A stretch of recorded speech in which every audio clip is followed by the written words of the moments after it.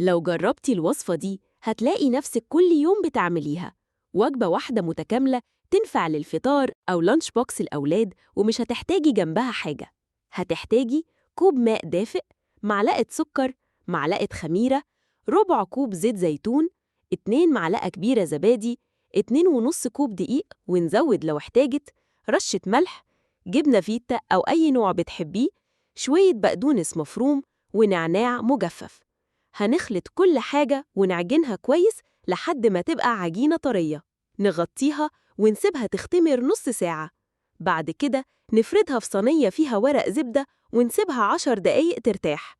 وبإيدنا نعمل على الوش مربعات بسيطة، ندهنها بخليط من بيضة وزبادي ورشة ملح، ولو حبيتي زودي شوية موتزاريلا على الوش.